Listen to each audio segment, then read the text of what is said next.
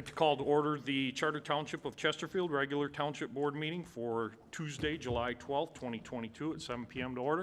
If we could all stand for the Pledge of Allegiance.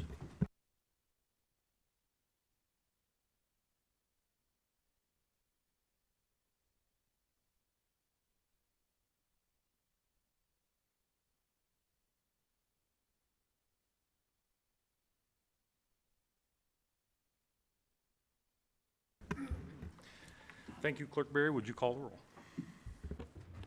Supervisor Kersten. Here. Treasurer Elliott. Here. Trustee Anderson. Here. Trustee Joseph. Here. Trustee DeMink. Here. Trustee Vosberg. Here. Clerk Berry is here.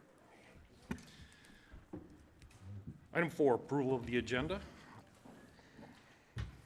Item 4A is approval of the agenda with addendum if necessary. Do I have a motion to approve the agenda? Mr. Supervisor, I'd like to make a motion to approve the agenda as presented. Support. Supported by Treasurer Elliott. Clerk Berry, would you take the roll? Clerk Berry, aye. Treasurer Elliott. Aye.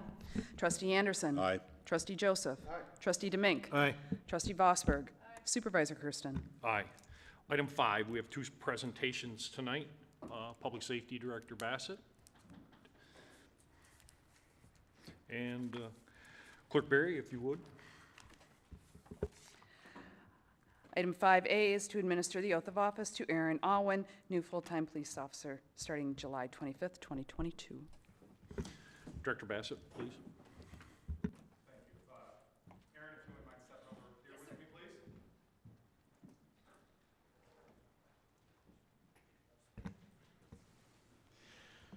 So first, I'd like to welcome the family and friends of Officer Auwen. You must be very proud. It's your support that got her here today.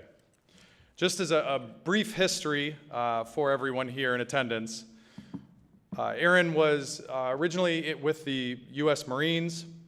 She worked in Echo 9 Alpha in the intelligence analyst and open source researcher. She also worked for the Detroit Police Department in the Real-Time Crime Center Criminal Intelligence Unit, and most recently for the Detroit Office of the Mayor in the Counter-Terror Threat Analysis. She attended Macomb Police Academy, has an associate's degree from Macomb Community College, bachelor's degree from Madonna University, and a master's degree from Michigan State University. I think she's got more paper than me. But in a moment, you're going to take the oath of office to serve and protect our community and uphold the Constitution of the United States. You represent every officer who has worn this badge before you, beside you, and after you. Honor that responsibility. Know why you put that badge on every day. I will demand one thing of you, that you remain a servant guardian of our community. You are now a leader of our community. I implore you to use your new position to be a servant for Chesterfield. What you have chosen to do is noble. Along with our brothers and sisters in the fire and military service, every day we are willing to die for those that we serve. There is no higher calling than the one that you have chosen. Your community supports you, your department supports you, and I support you.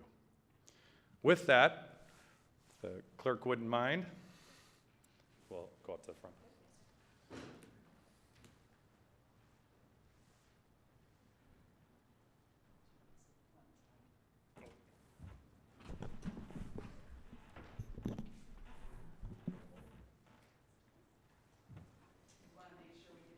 Want to make sure we get this recorded for everyone. Please raise your right hand and repeat after me. I do solemnly swear I do solemnly swear that I will support the Constitution of the United States that I will support the Constitution of the United States and the Constitution of this state, and the Constitution of this state, and that I will faithfully perform the duties and that I will faithfully perform the duties of the Office of Police Officer of the Office of Police Officer in and for the Township of Chesterfield, in and for the Township of Chesterfield, County of Macomb, County of Macomb, State of Michigan, State of Michigan, to the best of your ability. to the best of my ability. So help me God. So help me God. Congratulations. Thank you, ma'am. Thank you.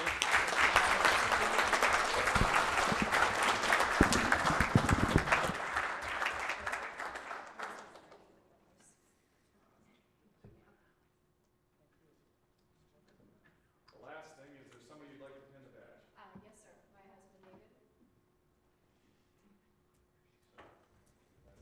This guy looks familiar.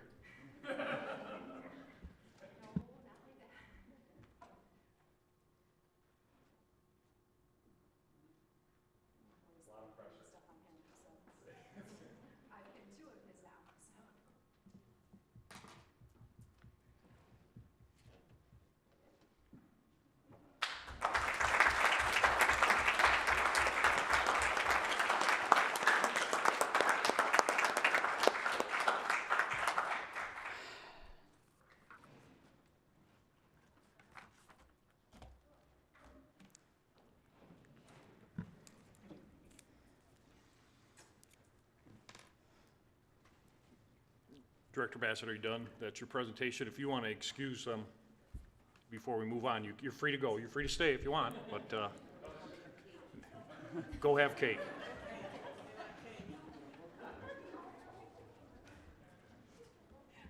Good luck. As long as they say some for us, right?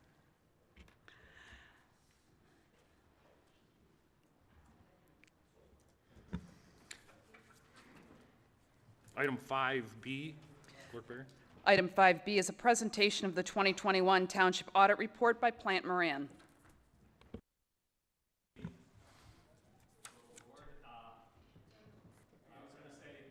Oh, got to turn this on. Usually the audit presentation does clear out the room, so thank you for doing that for us ahead of time, but this is kind of anticlimactic after seeing the officer sworn in. It's nice to have you back after many years of absence. I want to point that out. I recall when I was the employee at the police department that you came and presented. Nothing bad against Pam Hill, though. No. So for those who don't know, I'm Dave Harrington, partner at the firm, the colleague partner on the Chesterfield Township audit. Pam Hill's the primary partner. She's on a month-long sabbatical, which we have the partners take every 5 years, so we don't burn them out. So Pam asked me to step in, which it's my honor to. I live just down the street in Macomb Township and have been part of this county my entire life, so this Chesterfield matters to Plante Moran and to myself.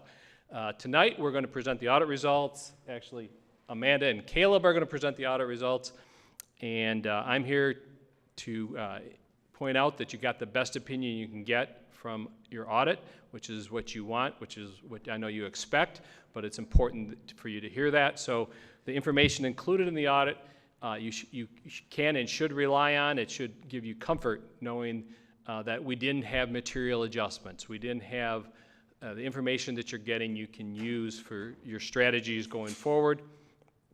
We thought we would go through all 88 pages, but Amanda told me not to, so we're going to go do a slide presentation instead.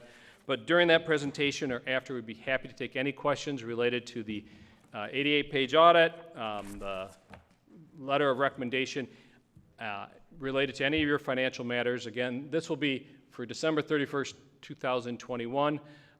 It is July, but what is required to get into an audit nowadays is unbelievable. In addition to all the information for your pension and healthcare funds, the actuarial information, none of that actually lands into the township until later in 22. So unlike it becomes a real challenge to get things done, and this is one of my first ones we're doing from a December year end because of the timing of getting all that information and being able to audit it. So on top of the information being accurate, we're just pleased that we're able to present tonight. So with that, I'm going to turn it over to Caleb, who will take us through the first two slides.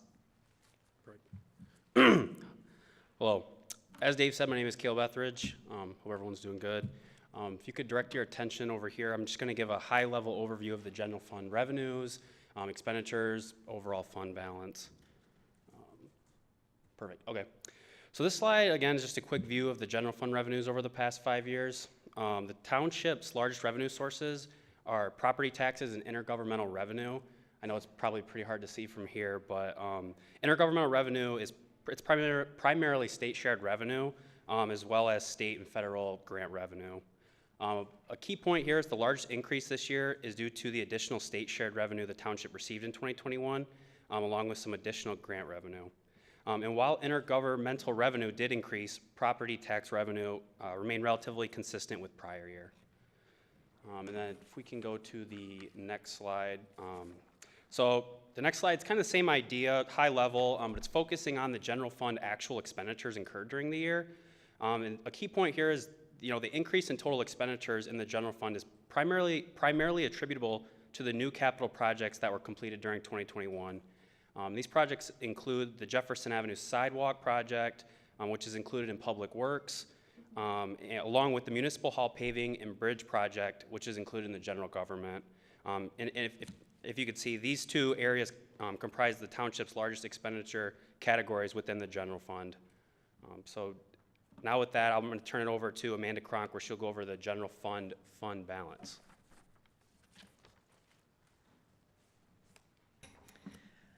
On the next slide, we're going to take a few minutes and just talk about general fund's fund balance.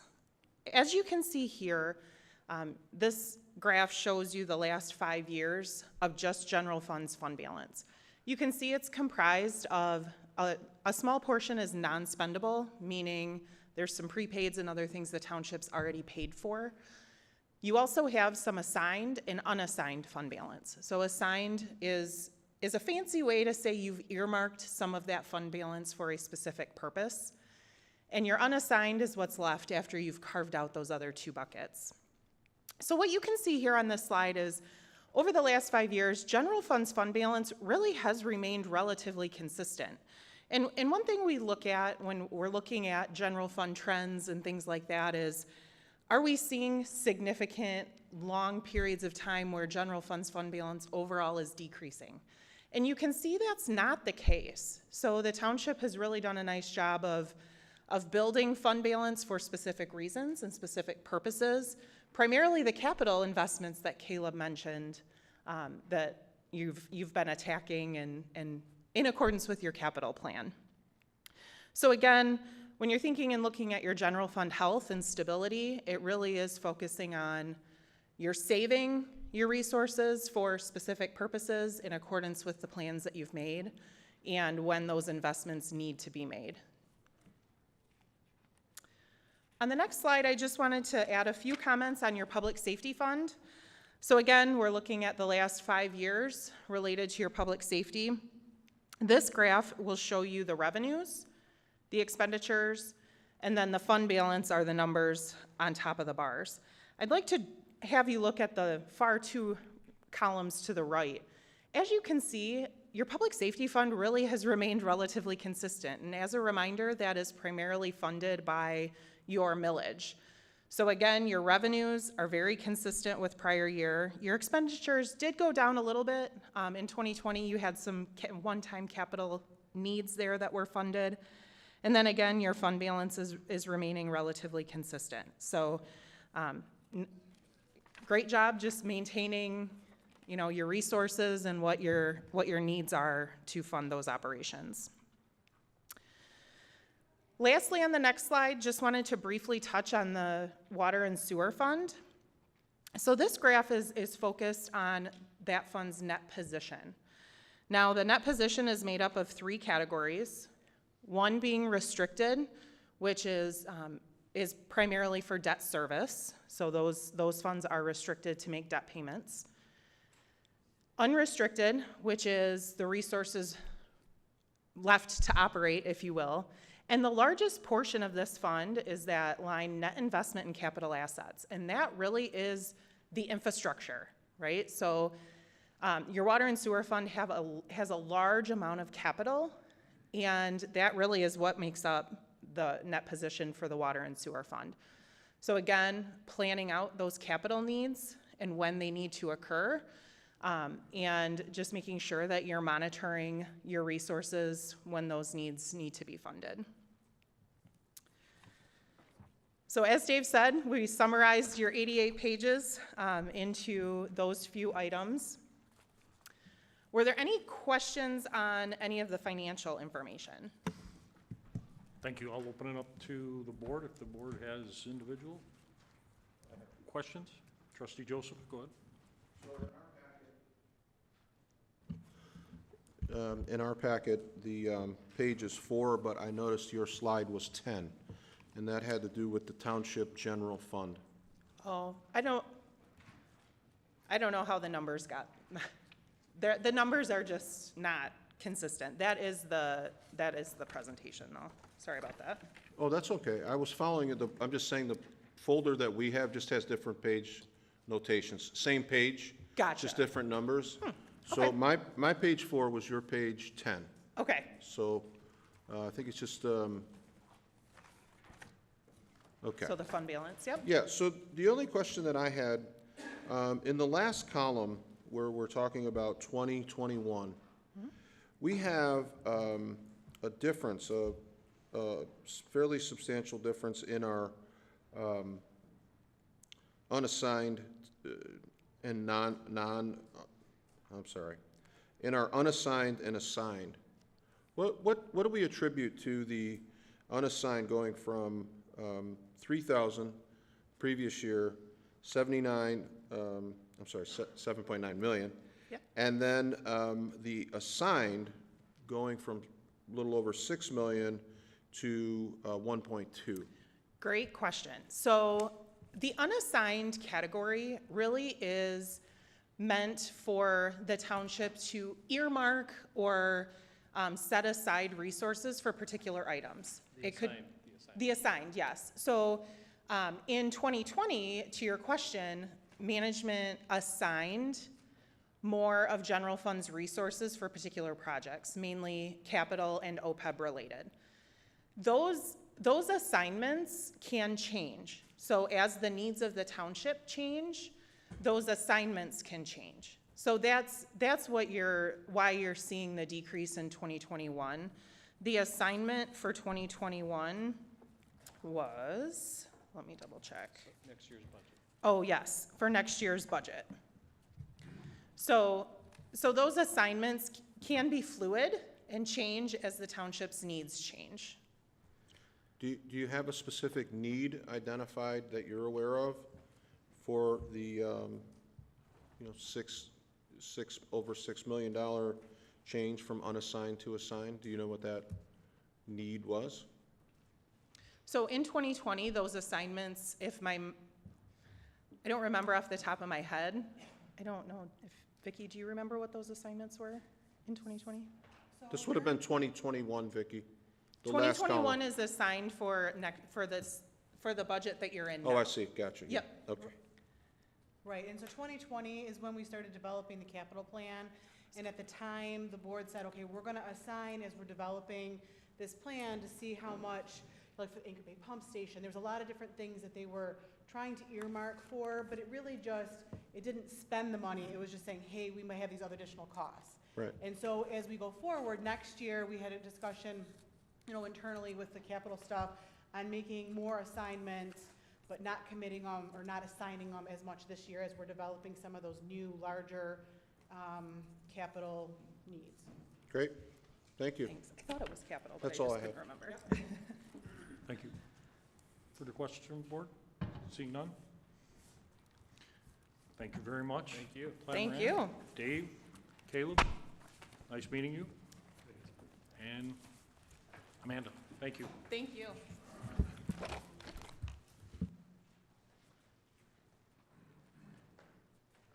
Item 6, department reports. There were no department reports requested tonight.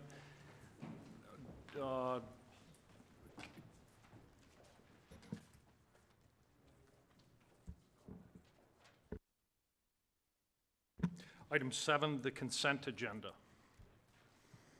Clerk Berry. All items under the consent agenda are considered routine by the board and will be enacted in one motion.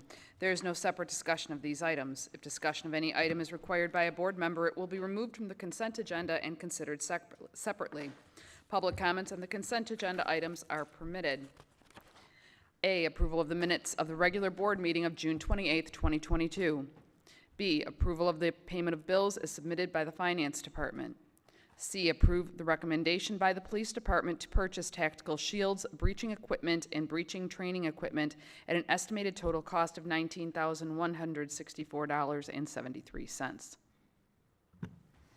Do I have a motion to approve the consent agenda as read? Move to approve. Trustee Bossberg, Support. supported by Treasurer Elliott.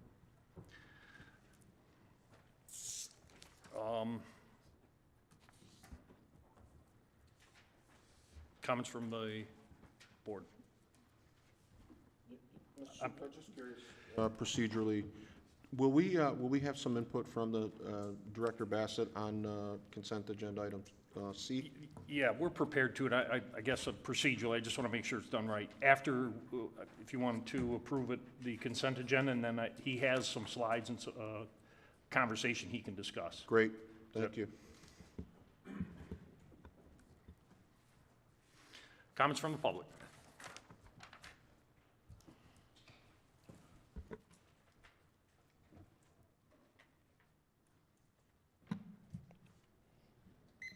John Spica, 53978 Connor Drive. Under the payment of bills, I've mentioned this several times up here. If you go through the total costs that we send, whether it's a facility in operations, vehicle, or any other vehicle in the township out, I notice that there's a consistent trend that we send for oil changes, tire rotations, and brakes to Bell Tire. And if you take the total amount that we have spent on that, I guarantee you that we could have put a hoist in at the new DPW building, so our fleet manager, Jeremy, could do the oil changes, tire rotations, and the brakes. I mean, we've got a fleet manager at over almost $90,000 per year making decisions instead of doing oil changes, tire rotations, and brakes. So to me, that is troublesome. And again, it's waste of the taxpayers' money. Under the water and sewer, I've brought this up too. We have a charge for $1,000 to Mr. Charles Belmore for an S1 license. I asked about this at the last township meeting, and I asked the board-appointed supervisor. To me, I've got to come to the conclusion that we're paying him $1,000. We have subcontracted the S1 license out in Chesterfield. And as a resident, taxpayer, homeowner, and a candidate running for supervisor, I'm not comfortable with that. So I am not comfortable with jeopardizing the public safety with water. So I'd like an explanation on that. With the cleaning, again, I mean, we're almost at $10,000 a month between the facilities and operations at $58.97 and the DPW, plus we pay for the supplies. Again, we're wasting the taxpayers' money. The charges with Ultima Lawn Service, never ending. They add up into the thousands and thousands of dollars. So again, we need to stop wasting the taxpayers' money. The clerk, on the postage that we sent out, $1,137. I know the mail piece that this is in reference to, but again, we've got separate postage on there, and then we've got the printing for that. I never seen it come before this board. There was nothing. You're over the $5,000 mark, so nothing came before the board. So under our APO, it should have came before the board before you sent that out. Thank you. Further comments from the public? Seeing no further comments from the public, I'll bring it back up to, I have a motion by Trustee Vosberg, supported by Treasurer Elliott, to approve the consent agenda as stated. Clerk Berry. Trustee Vosberg. Aye. Treasurer Elliott. Aye. Trustee Anderson. Aye. Trustee Joseph. Aye. Trustee Demink. Aye. Supervisor Kersten. Aye. Clerk Berry, aye. Director Bassett, if you want to address just your presentation on the consent item that was approved.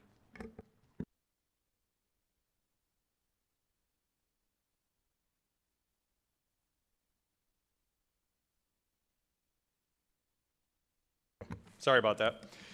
Thank you, Supervisor. So what you'll see, and I can go through real quickly, but I'll also describe the slides, but this was our evaluation of what needs that we maybe had based on some of the current events as I discussed at our last board meeting. With that, we looked at the fact that I have a number of officers who are equipped and SWAT team trained, but aren't necessarily able to safely and securely bring those items with them at all times. So that's what you're going to see, the in-vehicle lock for those rifle cases, so they securely carry those items with them. The next item you'll see, if Karen, this is an item that both the fire department and the police department have been looking at and is before you tonight. This is a door where both the officers and the firefighters can, police officers and the firefighters can practice repeatedly making entry into various types of doors. The advantage of this, obviously, is we can do it 1,000 times, as opposed to what we have done is we look for buildings in transition, buildings that are being knocked down. This will allow us to do it again and again. The benefit I also had of this is our fire department is very well versed in this. They've spent a lot of time in this. It's something that is newer to some of our officers. This allows our firefighters to come and train our officers in how to make entry and pry some of these doors open in the unfortunate event that we're going to need to do that. The last item, or actually the last two slides, but this is, again, we're going to be equipping 2 police vehicles so that at all times we'll have different entry tools that would be necessary to make entry into any type of door that we were unable to make entry into. This is equipment, again, that the fire department is very familiar with. They carry on various rigs, but the reality is, in these situations, the police department are going to be the ones going in, and they're going to need to have that equipment with them, as well as be versed and trained in how to use it. The final item is, again, just another breaching tool if we do need to make any entry into different doors. Again, I just wanted to bring some information forward as far as what it is we're getting, the tools that we're having. I appreciate the support of the board, especially being so brought forward so quickly and unanimously approved. So I thank you very much. If you have any questions, I'd be happy to answer them. Thank you, sir. Item 8, regular agenda. Clerk Berry. Item 8A is to approve a request by the assessor to adopt Resolution 2022-23, number 1, and Resolution 2022-24, number 2, and set the date for a public hearing for August 9th, 2022 at 7 p.m. for the purpose of hearing any objections to the petition, the installation of said proposed improvements, and the creation of a special assessment district for the installation of road paving improvements for North Bay Industrial Subdivision. So moved. Trustee Demink. Support. Motion supported by Clerk Berry. Mr. O'Connor, and I understand the petitioner is also here, the presenter. I'll let him speak afterwards. Mr. O'Connor, please. Yeah, for a brief description, the project, it's the industrial sub between 25 and 26 Mile Road, just west of Gratiot. It was paved out in phases, probably starting in the 90s. The roads are in very poor shape. We've negotiated for years looking for different ways of funding the project. This is where we landed. We had a meeting with the property owners, were invited in late April, and unanimously at the meeting wanted to proceed with the district. So the petition was released to Mr. Malika. He went out and got over 80% of the property owners to sign the district. And the county is scheduled to participate with their 40% for next year's construction. Thank you, sir. Comments from the board? Trustee Vosberg. Thank you, Mr. Supervisor, and through the chair to engineers. So the county will pay 40% and the property owners will pay the 60%? Yes. But we'll help, but then our role would be if they want to finance that? Yeah, it's a special assessment project, so I believe we've set it up for a 20-year roll. Okay. It's an expensive project. Yeah. And the county is, again, contributing 40% to the project, and the property owners are paying the remaining 60% using the special assessment process, which will be spread over 20 years. Right. Okay, thank you. Any further comments? Comments from the board? This, just from my perspective, this was one of the first things that I was confronted with almost a year ago when the petitioner actually came to my office and sat down and said they own a factory up there and it's so bad they're shipping their trucks and delivery vehicles in a different direction because it's just so bad. So it's taken us almost a year. Obviously, the property owners are very well invested in this, and it definitely is an enhancement thanks to what they have done, in particular the petitioner going after and seeking this funding. So with that being said, I'll open it up to the public. Is there any comments from the public?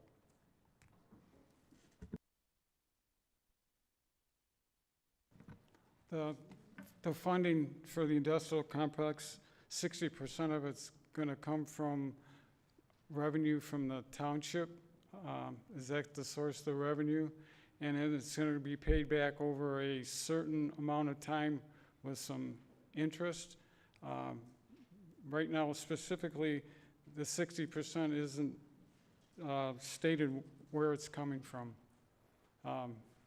Is it going to be a bond, or is it just going to be out of the township's general fund? That should be important right now. And with the inflation rate, does that have anything to do with the payback? Thank you. Any further comments from the public?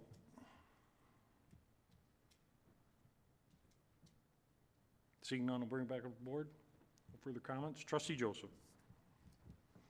This agenda item is simply to approve a public hearing. So we'll get a lot of information at the public hearing, specific to some of the questions that were asked. This is, as I understand it, just setting the public hearing, which is a requirement, and we get the information at that point. That is correct. Thank you. I have a motion by Trustee Demink, supported by Clerk Berry, to approve the request for, or to adopt the resolution 2022-2023, number 1 and number 2. Clerk Berry. Trustee Demink. Aye. Clerk Berry, aye. Trustee Anderson. Aye. Trustee Joseph. Aye. Trustee Vosberg. Aye. Treasurer Elliott. Aye. Supervisor Kersten. Aye.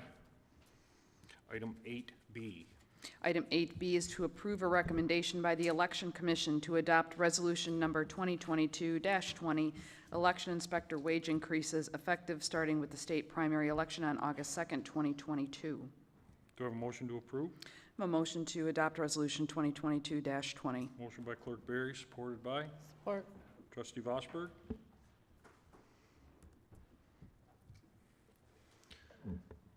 Mr. Mavis, please go ahead. Thank you for your time. So this actually started at the beginning of the calendar year. When we were having communications with the different communities within Macomb County, one of the biggest concerns that came to a big forefront for us was the lack of getting workers in on our polls. And as we had this conversation and we shared data amongst one another, one of the things that we started to see was a huge discrepancy for everybody within the local communities. I left on the dais for all of you a breakdown of what we saw in a lot of the data, a lot of the hourly stuff. And, you know, ultimately what we have even begun to see, unfortunately, right now is starting June 1st, we started polling, getting all of our workers into our polls, and at the Election Commission meeting on the 24th, we sat there and we were proud to say to them, here we go, we have everybody here. 2 weeks later, we're filling. We have lost an average of 1 person per precinct, and the extended list that I've given them, we've almost exhausted. And one of the biggest things that sticks out like a sore thumb is that people are looking at what they're getting compensated for there, and they are informing me of what they're getting compensated elsewhere, and they're choosing elsewhere. I've had quite a few great people who've come to me and said, we love what you do here, but if I'm going to get a little more nicked in the neighboring community, I'm going to go there if they have an open slot. And so that is one of the things that, you know, we had a good conversation, Clerk Berry and myself, on this. And as we talked about with the Election Commission, I think we were explaining what our thinking was and why this is so valuable. At the end of the day, we have an election to do, and we want to do the best we can, and we need to have people there for us. So, Thank you. Thank you, sir. Comments from the board? Any comments from the board? Trustee Joseph. Yeah, just George, if you might be able to, what would be the overall increase in terms of all of the proposed salary increases going into player stipend increases, and then, you know, by the number of staff that you would have? What would be just a ballpark increase in the cost of labor, I guess, you know, for all the positions? right now, overall, we're looking at about 9,000 would be the overall increase across it. Okay, and some of that deals with the varying staffing levels, because with a primary, it's a lower turnout usually as it is, and it's kind of shown that way. So the levels that we're using right now are not going to be the same as in November. So that's what that gives us our difference. Thanks, George. Yeah. Maybe a question for the clerk. What does that represent in terms of your overall budget, like percentage-wise? This doesn't seem to be a substantial increase given neighboring rates, but what is that percentage-wise of your overall? So overall budget is about 240, 250,000, something in that neighborhood, so 9% or $9,000 increase. You're that much in labor cost? No, oh, I'm sorry, it just, that's overall budget. Overall cost, yeah. Okay, on our, just for the election inspectors, just for this pool of workers, right? Not our additional staff or our staff or anything like that? Yeah. Okay. I believe our budget was about 60,000, so it's about a 15% increase. Yeah. Thank you. Trustee Anderson. Thank you. Yes, as a member of the Election Commission, I was there June 24th when you brought up the concerns about the pay scales for the various our election workers, which by all means, I believe we have an outstanding cadre of election workers. I know quite a few of them, so there's nothing in any sense of being judgmental of their performance. I know you explained at that time that apparently several of our election workers had approached you.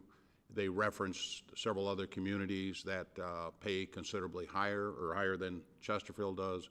Whether that, they also, I think you mentioned how they did talk about the work day at our elections is very well organized and things like that. I could see a raise. Well, the first thing, which you supplied today, I know I had the other one in here too. Our workers, we're a community of ballpark figures, what, 45,000, and you look at Clinton Township, a $300 one, it's 100,000 population. Macomb Township, 79,000. Sterling Heights, 132,000. I would support maybe a halfway raise there and put the rest in the future, see how it, but going this amount at this time, I just don't support that. Thank you. Thank you, sir. Clerk Berry. And, you know, certainly when we look at these, we look at comparable communities, and that usually makes sense. And so that's certainly, I appreciate that as being one of the things to take a look at. What's interesting is that where people tend to work when it comes to elections actually breaks out a little more geographically. So our neighboring communities that are close by us happen to just be kind of larger, Clinton Township and Macomb. Macomb Township is, I think, where we're losing quite a few to Clinton and Macomb for the most part. Isn't that correct, George? Yeah. And so that's why we wanted to be on par as much as we could, particularly with Clinton and Macomb, even though they're larger. They're just right on our borders. I don't know how many we're losing to Harrison. I think we didn't include them in the mix, but we wanted to show a range. But also Sterling Heights, they're a little farther away, but again, a little more comparable type of community as opposed to, say, Roseville or St. Clair Shores. So just people aren't willing to travel long distances to work elections. It's one day, and they tend to work close to their community. So that's why Macomb and Clinton Township are our two main competitors for election inspectors. Thank you, Clerk Berry. Trustee Vosberg. Thank you. Another factor of precincts is generally, aren't they the same size? So a community might be larger population-wise, but they also have many more precincts. So the number of precinct workers is kind of comparable per precinct. This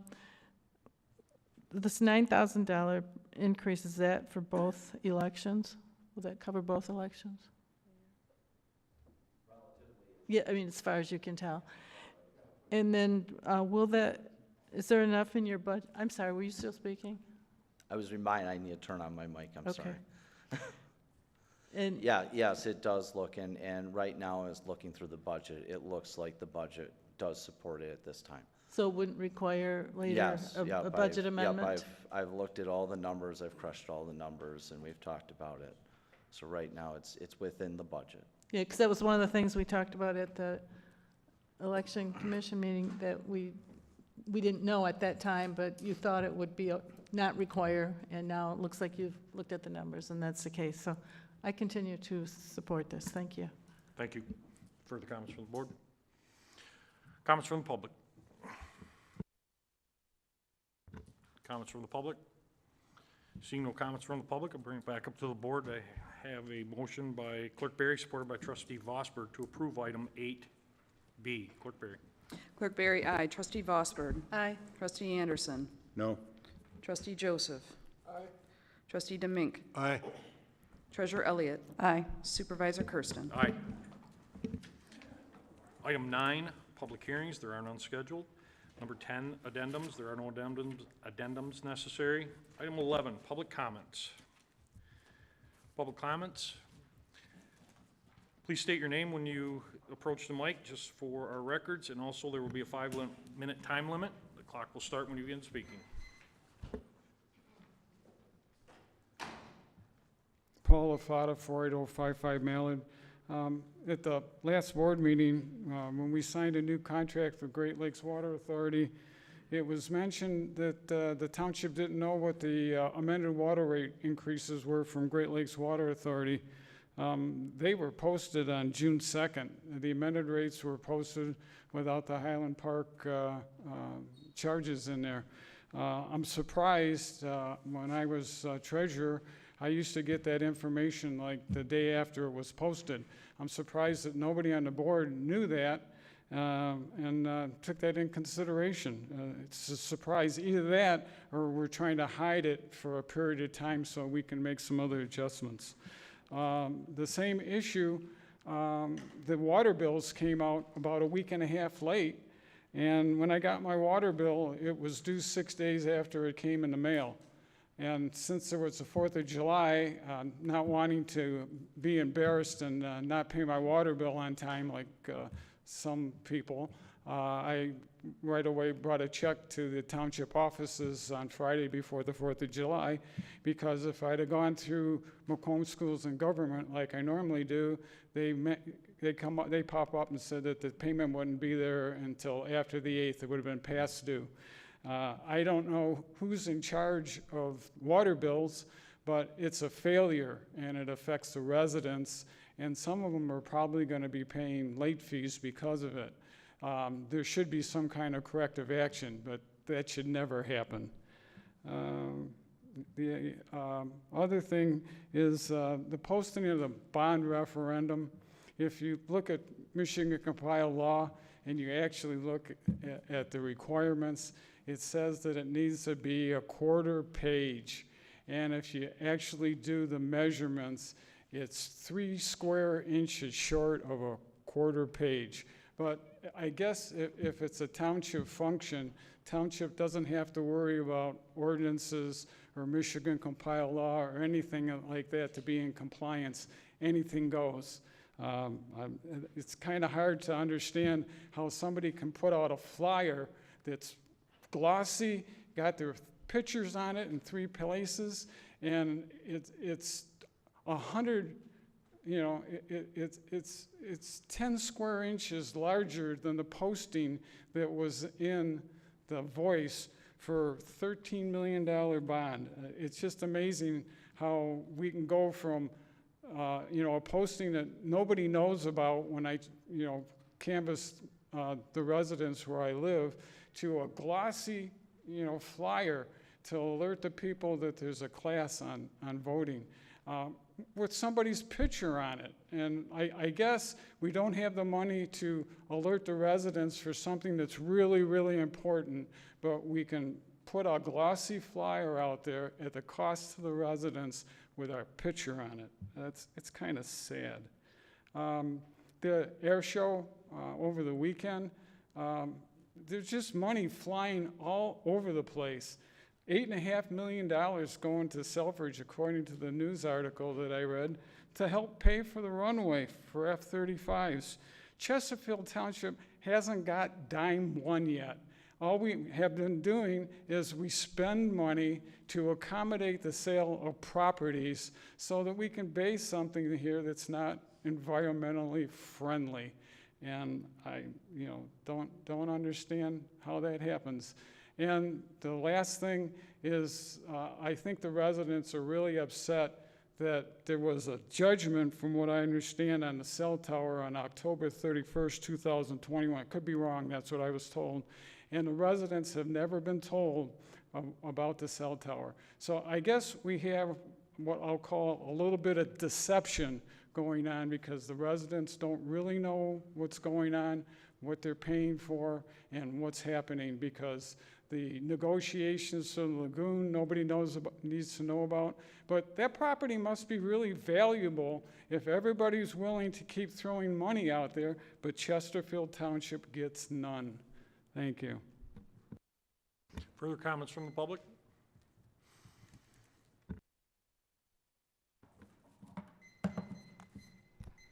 My name's Maggie Dunn, 48474 Jefferson. I live right across from the cell tower. This is an item that was done illegally in the first place, and now we're paying for this. It was a backdoor policy with the last board, and not everybody on that board. Now, most of you don't know about it, but it was by the supervisor last year or the year before that threw us under the bus. Now we suffer. And don't tell me my value of my property won't go down, because it will. And a 5G is no good. You think parents with young kids want to move into that neighborhood? No. I'm right across the street, but I feel very bad for the guy on Forbes, who is it's in his backyard practically. That is not a good thing to have in a neighborhood, and you know it. And I know they lost the judgment, but I would like to know who that judge was. And there's a group of us that they did read all the stuff that they had to read, and there was a lot of things that weren't true in there. And I don't feel like this board helped us at all. They could have paid the penalty or made the last board pay that penalty. Why do we have to suffer with that? It's an eyesore, it's not healthy, and it doesn't belong in a neighborhood. And that was already said and done when we won when we fought it. I mean, it's a backdoor policy, and I'm tired of it. I've lived in this community for 44 years, and I'm getting to the point that you want millage from me? What have you done for me but ruined my property, given me radiation from 5G, which you know is not good? It belongs out of a neighborhood, and you guys threw us under a bus. And that's what a lot of the neighbors feel now. We were thrown under a bus for money. Are our lives not worth it? A small group of people, you could have helped us, but you didn't. I just want to make that on record. I'm very disgusted after 44 years in this township. Any questions? Okay, thank you. Make sure it's on record. Thank you, Ms. Dunn. Further comments from the public?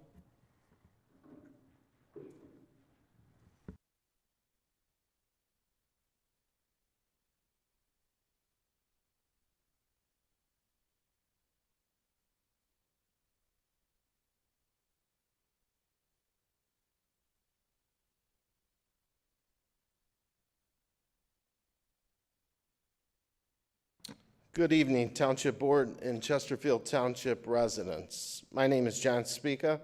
I reside at 53978 Connor Drive, and I'm running for supervisor in Chesterfield Township. We are 22 days away from the August 2nd primary for the supervisor's race in Chesterfield. This race is one of the most important races this township has seen in years. I want the residents to remember that the next supervisor we elect will impact the quality of life for all the residents in Chesterfield for years to come. This has got to be a moment where the residents say enough is enough. We have to take our township back and start electing people that are qualified to get the job done. We need to stop looking at party affiliation and look at individual qualification. This race should be about people over party.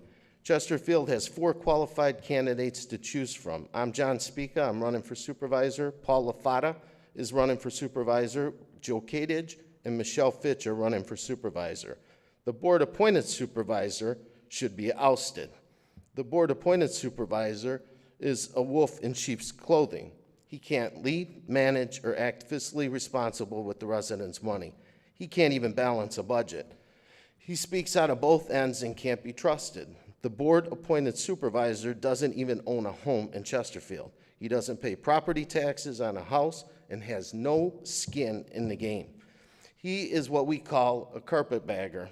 Since the board-appointed supervisor has sat in the seat for the last year, Chesterfield residents are going to see their property taxes and water rates go up because the board-appointed supervisor and his 4 accomplices Clerk Berry, Treasurer Elliott, Trustee Vosberg, and Trustee Demink, all 4 of these voted for the $13 million bond issue, a sewer line on the north end of 26 that will not benefit the current residents of Chesterfield. Brad and the 4 members stuck it right to the residents when they weren't paying attention. Our board-appointed supervisor demolished the DPW building using the residents' money with the intent to sell the building. Brad wanted to spend our board-appointed supervisor wanted to spend $26,000 on a half-gallon of paint to paint an overpass for branding. Our board-appointed supervisor lets an employee by the name of Josh Sonnenberg take home a township-owned vehicle on the taxpayer's dime. Our board-appointed supervisor spend money on things the township doesn't need. Our board-appointed supervisor's 22 budget was approved with a general fund annual operating deficit of $1.2 million and just continues to grow at almost every meeting. The board-appointed supervisor has made at least 4 budget amendments to the budget, adding even more debt to the budget. Under Brad, the cell tower will be constructed where originally planned. Brad has been a complete and utter failure to the township and the residents since being appointed supervisor. In one of the board-appointed supervisor's mailings, he says that he listens to the residents. He's lying. That's far from the truth. The only person Brad listens to is Brad. As residents, you have got to ask yourself why we are in this mess. For starters, this board has no checks and balances. That's the first major problem. All 3 full-time elected officials run rampant, doing whatever the hell they want. The township has a clerk that works maybe 2 hours a month, making over $90,000 a year.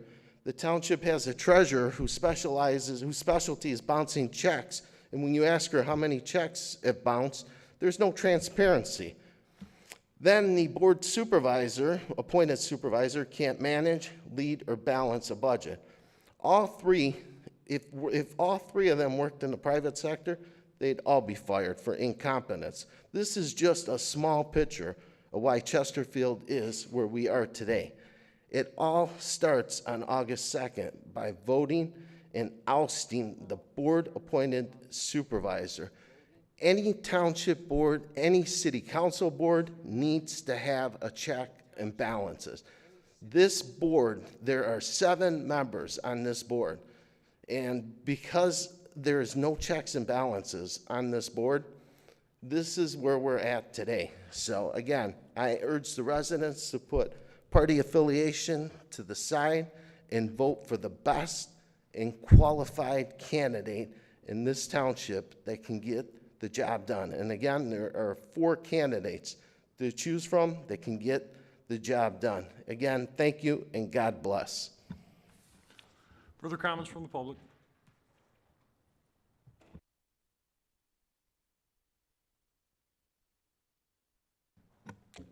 My name's Joe Kadich. I live at 32825 Sutton Road. I'm also running for supervisor.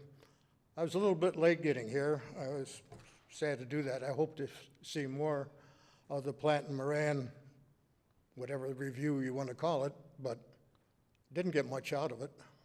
There was no detail at all. It's just a bunch of bars on the thing that didn't provide anything as to what was put in there, where the money went, and didn't give you any opportunity to say, this is why we're spending the money we are today.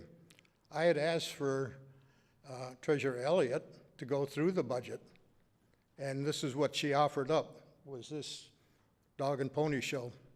I've been through a lot of audits. I've been through an audit with the Internal Revenue Service. Never saw anything like this. Doesn't show you anything. The other thing I wanted to make comment on was the fact that everybody here that's offered up suggestions or criticism, it all stemmed from the fact that probably when Accavetti first started, this board started rejecting or even responding to people with comments. We used to have questions, and the board would respond with questions if you had a question on an agenda. Accavetti stopped that. And then it turned around, well, you only had 3 minutes on agenda items to talk. It still didn't get any response. Then you had 5 minutes to talk on at the end of the meeting. Still no response. This board has deliberately kept everything to themselves, not let the public know what's going on, and has led this township, I think, into financial distress. It's sad. As Paul pointed out, I had requested that Clerk Berry send out a notice over the bond issue to everybody in the mail, just like you do every year when you bring up the fact that you got to review the police and fire budget. That didn't happen because it was too much money. I think she said it was $8,000. But here, a month later, all of a sudden she can send out the self-promotion saying what's happening in the election, and that probably cost her at least $10,000, maybe more $1,000, and still offered nothing as to what was going on with the bond issue, other than the fact that she hit it in the middle pages of The Voice, in the sports pages. And then when we found out about it and tried to get a petition together and asked her for information on what form was needed and everything was needed, we got the runaround. She sent us to the state. She sent us to the county. We came back to her. It took probably a week and a half to get the information we want, and we still didn't know if it was the right information because we never did get the form. By the time we got things settled down, we were less than 3 weeks away from having signed petitions. We needed 3,600 signatures. We were done, so we gave it up. Now, had you been honest and above board and put this out, we'd have had a chance, and the people would have had a chance to respond to what you did. And it's just a culmination. Everything that happened over the last 4 or 5 years, there's no inclusion for the residents of this town. When I was operating at Ford, everything I did, whether it was putting a plant in or just building a little facility or even just putting in a small production line, I included the people that had to work on that line because they were going to be responsible for making the parts or delivering the parts or doing whatever. And you don't get anything done without including the people that are responsible for it. In this case, this is the people that are responsible for paying for it. This whole board needs to go. You got a chance to get a start this August to get Kersten off the board. And if I've got any time, I'd like to say, I brought up the last time the fact that when you authorized the police department to get rid of the assault records and bought them, you sold them to an arms dealer. And I couldn't figure that out. You got police departments all over the country that have gone through this situation, and the first thing you hear from those police departments is, we got to get these salt weapons off the street. We instead put them out on the street. How in the hell? Time's up, sir. Further comments from the public?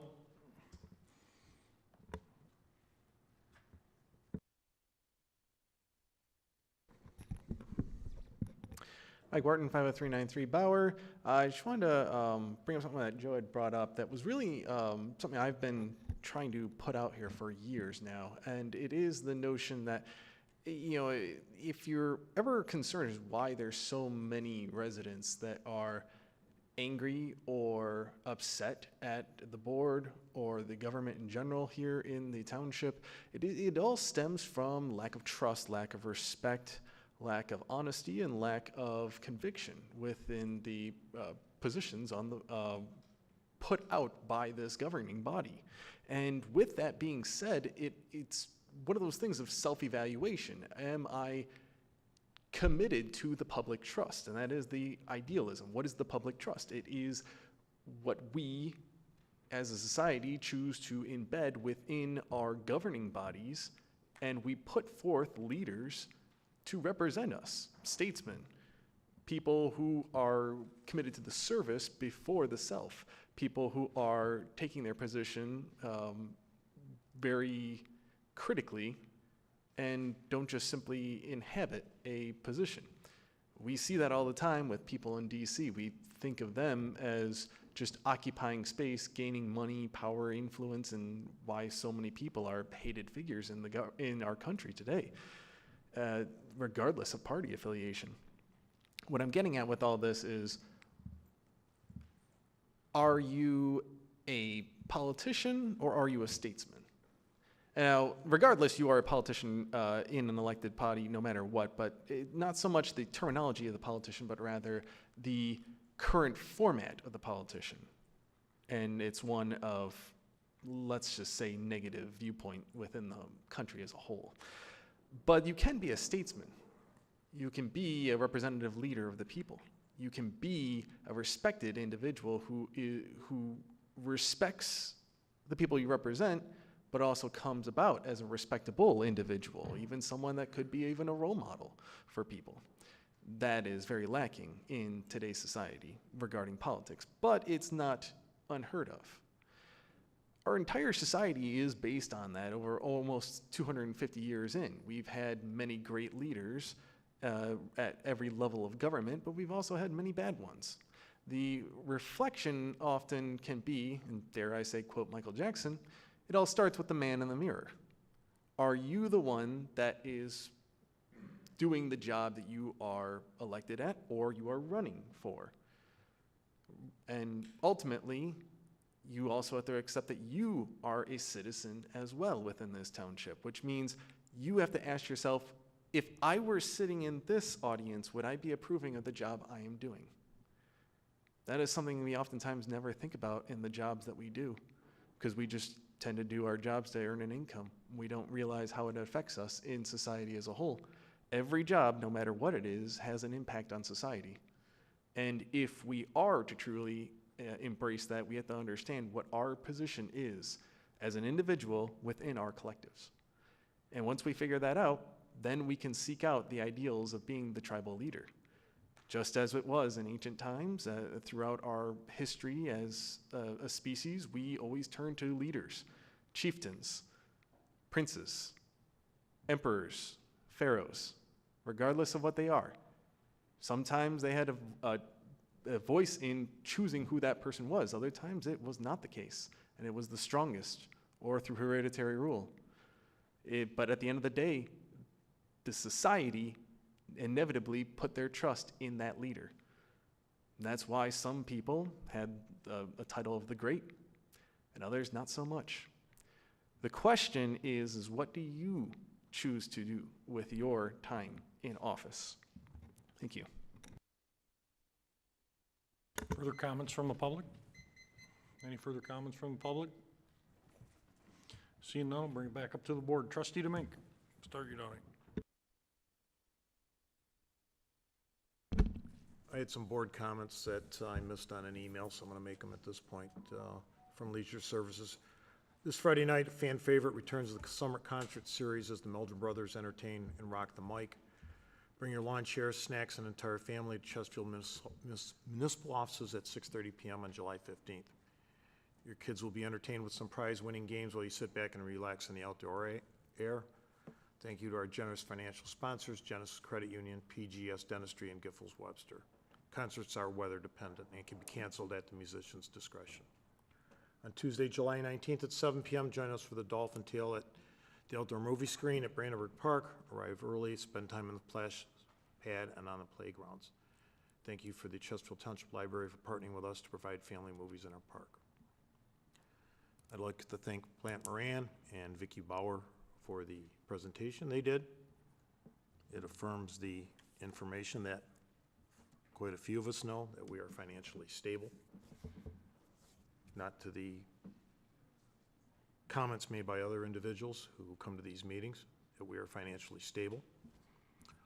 Also, the air show at Selfridge was definitely different, but it proves one thing, and there was comments made by the commentator that our Air Force is air superiority, and we have that. It's needed for this country, and that air superiority supports ground troops when needed. So comments that are condescending about certain type of aircraft, I don't believe. A friend of mine is a fighter pilot on the A-10s. He was doing the demos out there also over the weekend, and I know what he did when he was in Afghanistan. But your ground troops, yeah, guys fight their butts off. But air superiority backs them up when they call for that airstrike. That's all I have to say. Thank you, Mr. Supervisor.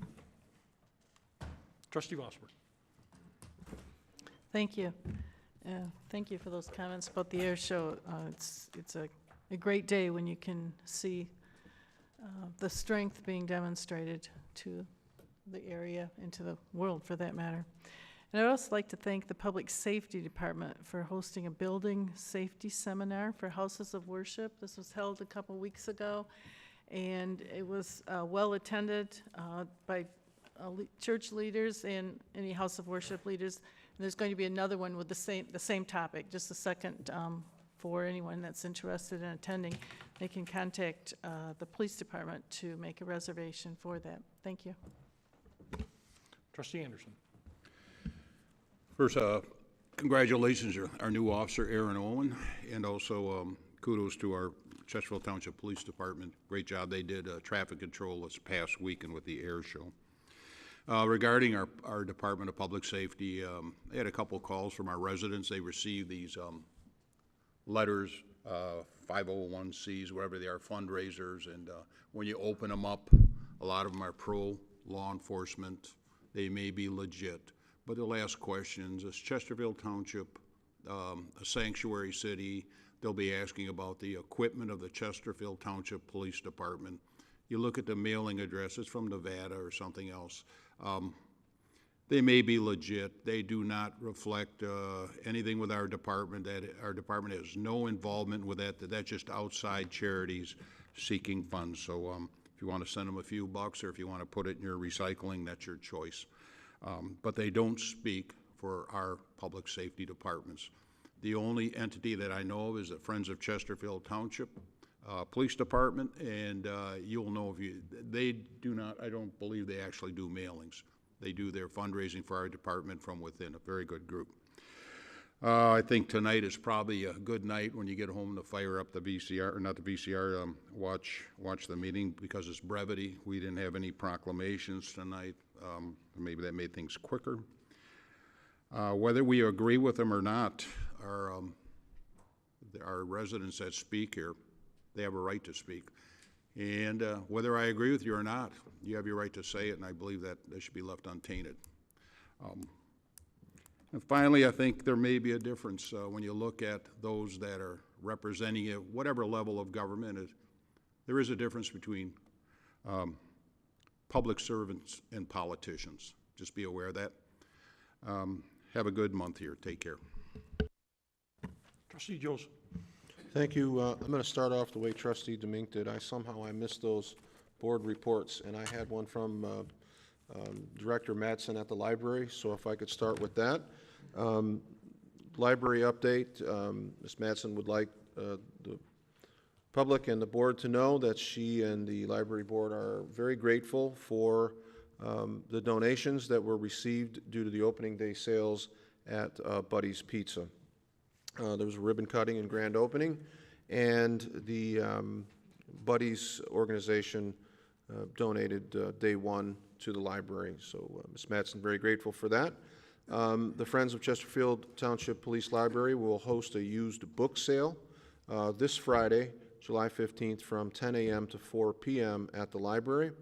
And lastly, that the library provides a number of free summer enrichment programs every day, what they call the Ocean of Possibilities. And Ms. Madsen would like you to check out more at chelibrary.org. Then a quick update as the public safety liaison. I just wanted to make the public aware of a beautiful graduation ceremony that occurred at the police station on June 30th. That was the Chesterfield Township Junior Public Safety Academy. I believe it was over 50 children divided into two recruit classes or candidate classes, police department class and the fire department class. Each team was led by two instructors, Officer Amanda DePape and firefighter Joe Plotsky. Officer Wilson and firefighter Johnson put in a lot of time and energy with the kids, and it was really a great ceremony. Parents were very, grateful and appreciative of all of the energy that was put in to the recruit class by not only police and fire personnel, our public safety director, and the Friends of Chesterfield Police were at the academy almost daily, providing food, drink, volunteer services to the class. It was a real culmination of police, fire, and the Friends of Chesterfield PD, and a couple of hundred of residents between kids and parents, and it was really just exactly what we need. So great job to the public safety team and the graduates of the Junior Public Safety Academy. Just going down the list of speakers, I always try to answer questions if posed. A couple of themes. One that was touched on regarding sale of township property or conservation lease of township property.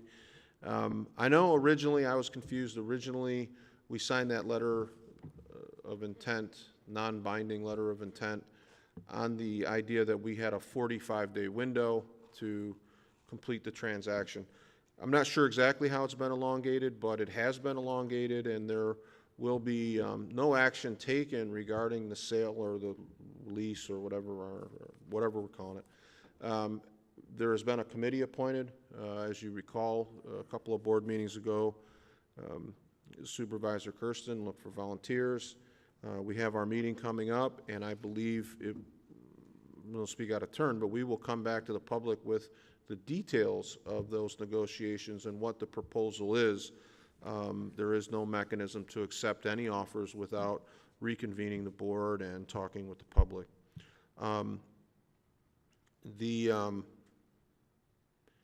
I don't know that there were any tremendous questions asked from the remainder of the speakers, but there were some concerns that were common and some misinformation. Ms. Dunn,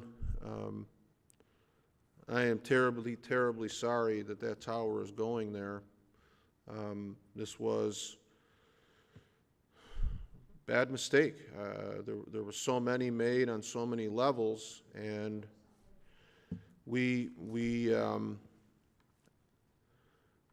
I think as a board,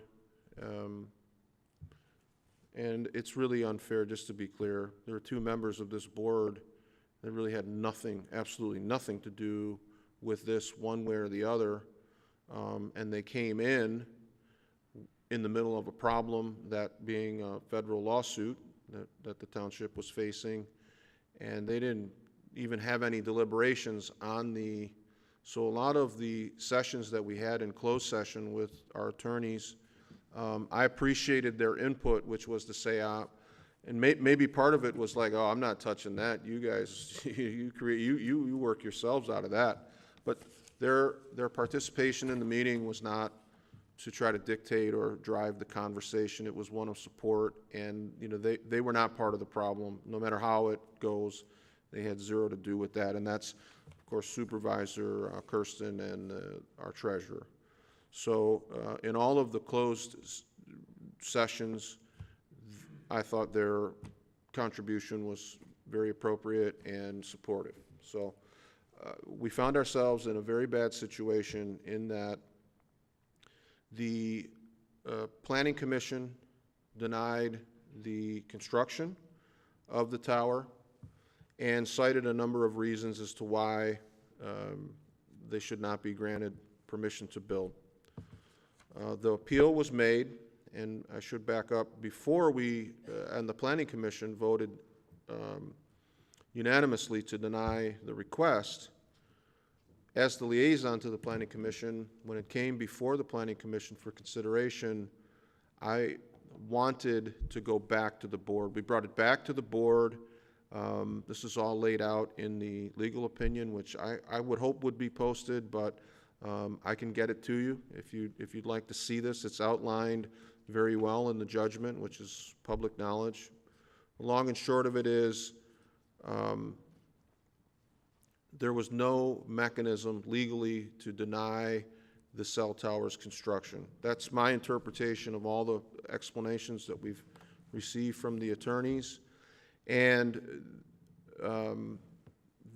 the options in terms of fighting it were futile. They could have resulted in just more problems after more problems, namely damages. If we appeal and we go on, we are potentially denying the cell tower revenue, and there was a very strong possibility that that was definitely going to be sought. The attorney fees, not only the attorneys that the township employed to represent the township, but also the attorney fees for the plaintiff were also in play. And in total, we got just a very ballpark, and when it got over $1 million, the conversation shifted to what are our chances, and the chances were slim and to none, and there wasn't really much hope of us. So the eventuality would be the construction of the tower would have taken place at considerably more expense. As it stands now,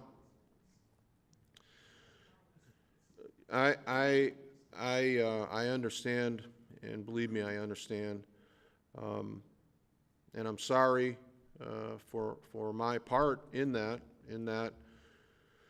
we approved a contract that was contingent upon the approval of the Planning Commission. And I think that was agreed upon unanimously. The difficulty that we ran into is that the public hearing that we wanted before by the time it got to planning, at least according to this judgment, there's a very limited amount of reasons that we could deny, and we didn't meet those according to the judge. So I'd be happy to stay with you after and talk to you, but I just wanted to address these. Well, No, I understand. I understand the concept of this back door. I don't know how productive it would be to give you my 2 cents on this, but there was a lot of negotiating, and you can see in the published opinion or the published order by the judge, it was very difficult for the judge to say that the township was right to deny the construction when it was evident that the township elected officials and planning and zoning people assisted the cell tower company in identifying the site. So that was part of the problem, but at the end of the day, the township board approved the contract contingent on Planning Commission. Planning Commission denied it. The petitioner appealed, and it went to the zoning board of appeals, also denied it, and then their next opportunity for relief was federal court, which they took the case, very strong case. Township attorneys, Mr. Landa, I thought did an admirable job. He kept us in the loop in terms of the briefs that he responded, and I just have great respect for him. I know that he did everything that he could. Our original attorney on this, Ms. Anderson, all of her work was legally very sound, and it is not an ideal spot. It is something I wish wasn't there. It was something I attempted with everything I had to stop, but at the end of the day, the judge's opinion is pretty strong, and there's not a lot of ambiguity there, in my opinion, and I think that is probably corroborated by the fellow board members.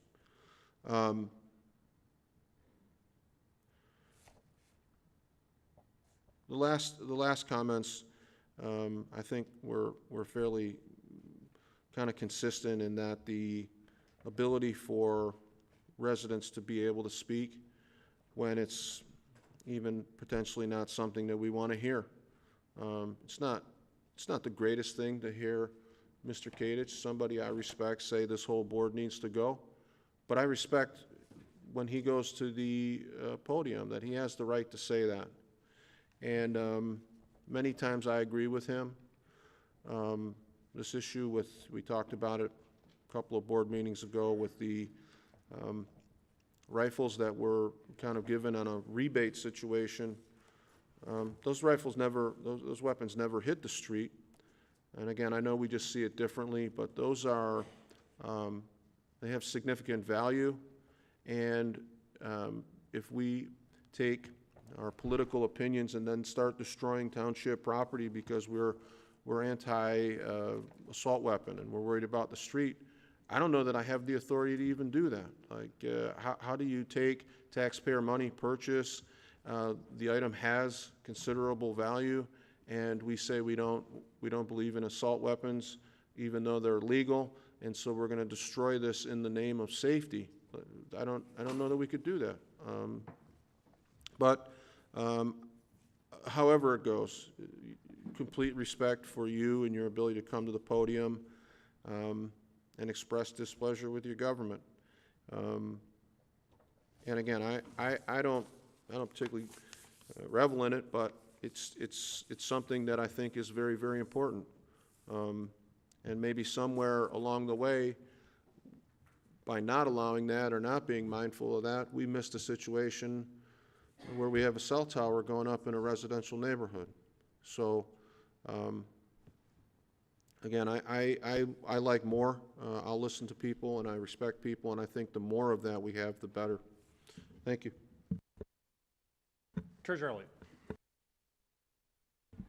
Thank you, Mr. Supervisor. I'm just going to respond to Mrs. Dunn. I understand your position. By the time I did start my position here with Chesterfield Township, there wasn't anything that the process was already in the works. However, I did everything I could to ask questions and look for viable solutions.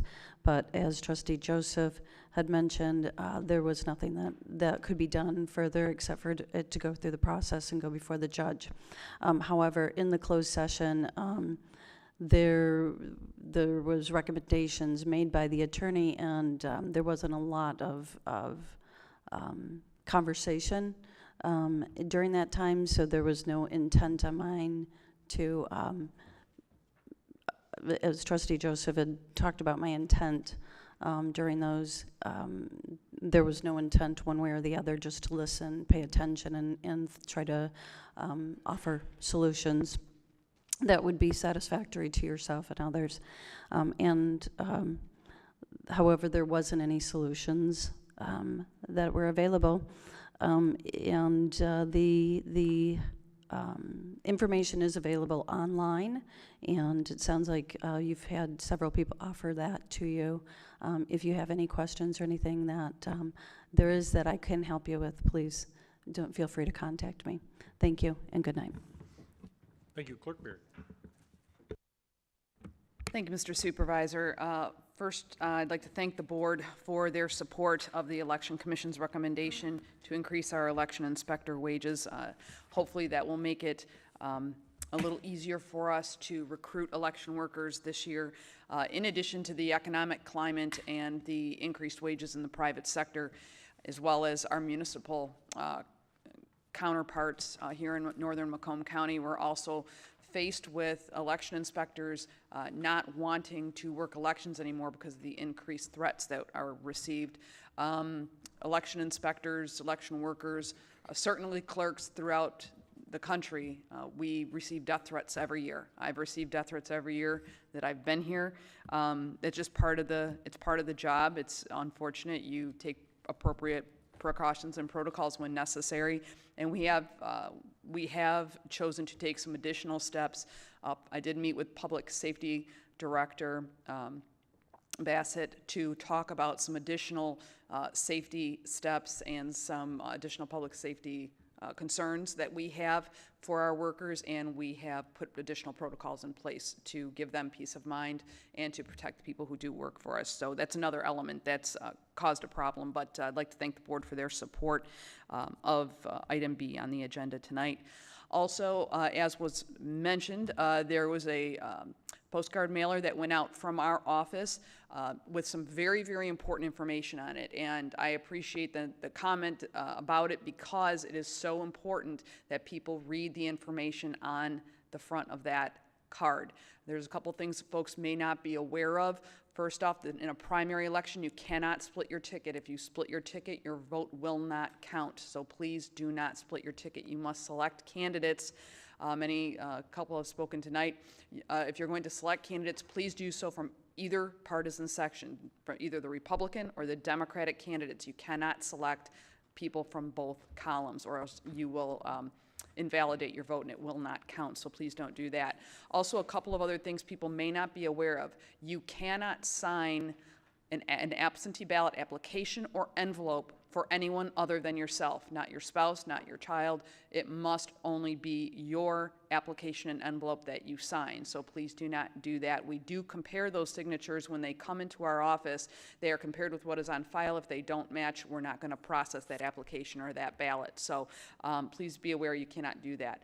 Also, it is a violation of election law to return an absentee ballot for anyone who is not yourself, in your immediate family, or in your household. So please be aware of that as well. If it is someone who is homebound, you can call the clerk's office and we will actually go and retrieve that ballot, or you can use the U.S. Postal Service to mail that ballot back to us. But you can't go to an elderly neighbor's house, as much as you would love to help them, and get their ballot and bring it into the office. That's actually a violation of election law. Please call us or have that individual call us, and we will send someone from our office to retrieve that ballot for them if they cannot get it here into the office any other way. So there's a couple of other important pieces of information on that mailer, so please make sure to read it. As also was mentioned, on July the 20th, we have a very exciting program that we're going to be offering for the entire public, not just Chesterfield Township, but it is our Election Integrity Open House.